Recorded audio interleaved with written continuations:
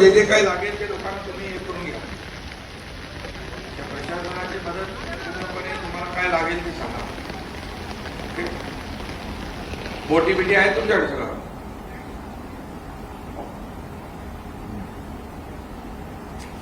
सगळ्या तैनात करा.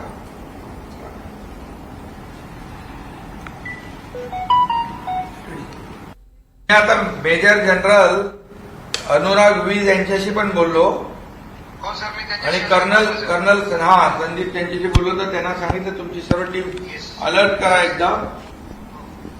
आणि त्यांना सांगितलं कुठे एअरलिफ्ट करायला लागलं तर एअरलिफ्टची पण तयारी ठेवा.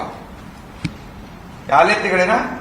हा, ओके, हा, हो.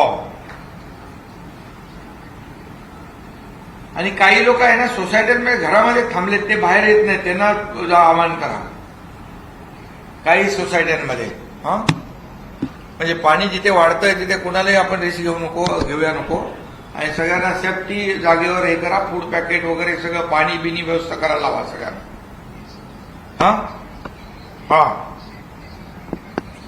हा, सेफ प्लेस मध्ये शिफ्ट करा. आणि सुट्टी तर दिलेली आहे आपण. ओके, देऊन टाका. ऑफिसेस बंद करा. आणि पूर्णपणे आपली सगळी टीम आहे ती ऑफ फील्डवर राहिली पाहिजे. पोलीस कमिशनर सकट मी सगळ्यांना सांगितलेलं आहे. एनडीआरएफ सांगितलंय सगळ्या लोकांना. हो, आर्मीला मूव्ह करायला सांगितले. हो, ओके, ठीक. हो,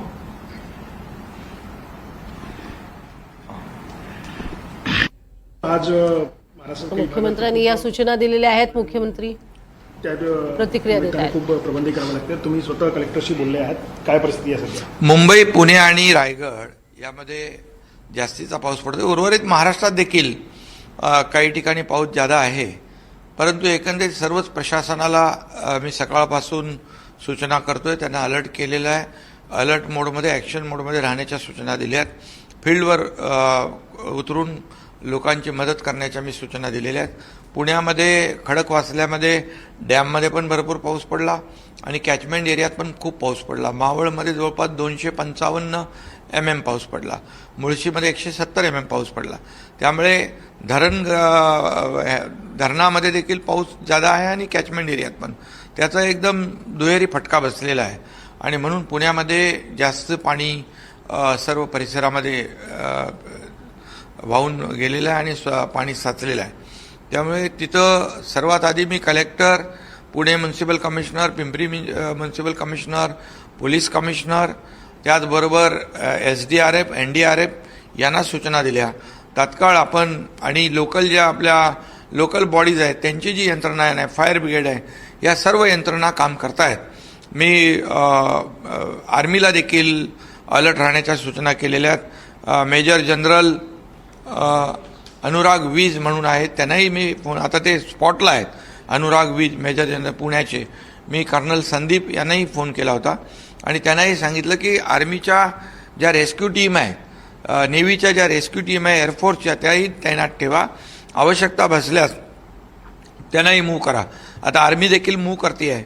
एखाद्या ठिकाणी कुठे लोक अडकले असतील तर त्यांना एअरलिफ्ट करण्याची आवश्यकता जर भासली तर ती तयारी त्या ठिकाणी ठेवलेली आहे आणि सर्वजण रेडी आहेत.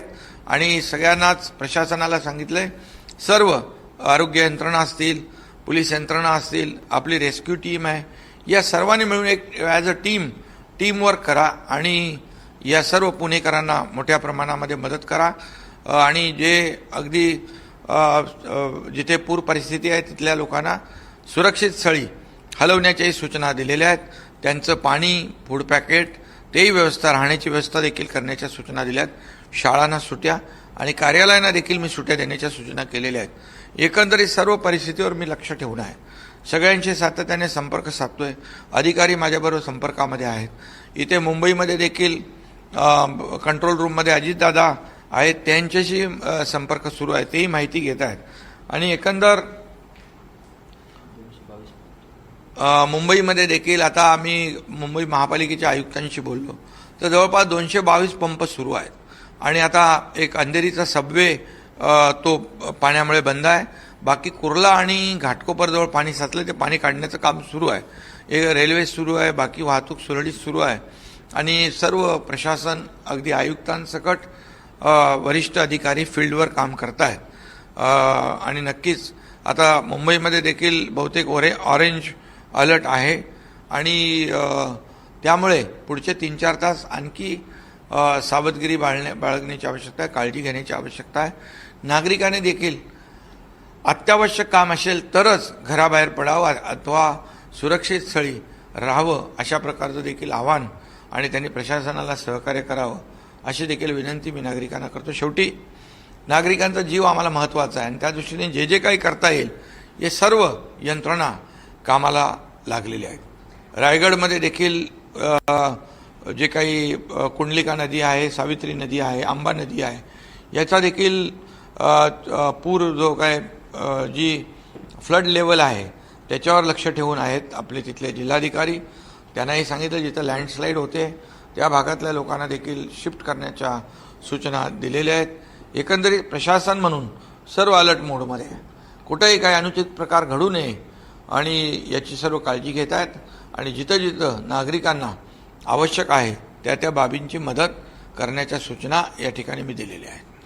सर, हिंदी में भी जानना चाहेंगे, मुंबई, पुणे और रायगढ़ में जिस तरीके से बारिश हो रही है, तो आपने भी अधिकारियों से बात की है, हिदायत जारी की है, क्या स्थिति है फिलहाल बारिश की? पूना में बहुत ज़्यादा परिस्थिति है, अपूर्व परिस्थिति हुई है. लोगों के घर में पानी गया, रोड पे पानी है. पूना में खड़कवासला डैम में भी बारिश जोर से गिर रही है. मावड़ में लगभग 255 मिलीमीटर बारिश गिरा है. मुळशी में 170 मिलीमीटर बारिश गिरा है और कैचमेंट में भी बहुत बारिश गिर रहा है, डैम में भी गिर रहा है. इसकी डबल वजह से ज़्यादा पानी हुआ है. लेकिन वहाँ पर सभी लोग तैनात हैं. मैं कलेक्टर, दोनों म्यूनसिपल कमिश्नर, दोनों पुलिस कमिश्नर, सबको सूचना दी है. एनडीआरएफ को दिया है. एनडीआरएफ का टीम वहाँ काम कर रही है. हालांकि एनडीआरएफ एसडीआरएफ से डिजास्टर मैनेजमेंट भी पूरी तरह काम कर रहा है. और मैं आर्मी के मेजर जनरल अनुराग विज, इनसे भी बातचीत की हुई है. कर्नल संदीप जी से बातचीत की है और उनको भी कहा है आपकी भी टीम अलर्ट रखो, आवश्यकता अगर लगती है तो आपकी टीम मूव करो. अभी आर्मी भी मूव हो रही वहाँ पर रेस्क्यू के लिए. और कोई ऐसे लोग जहाँ अटके हो तो उनको एयरलिफ्ट करने की आवश्यकता पड़ सकती है, तो वहाँ. तर मुख्यमंत्र्यांनी दिलेल्या माहितीनुसार त्यांनी सगळ्या परिस्थितीचा आढावा घेतलेला आहे. पश्चिम महाराष्ट्र, मुंबई, रायगड या ठिकाणी जिथे जिथे मुसळधार पाऊस झालेला आहे तिथे सर्वतोपरी सर्वसामान्य नागरिकांना सूचना करा, त्यांना मदत करा, अशा स्वरूपाच्या सूचना देखील करण्यात आलेल्या आहेत.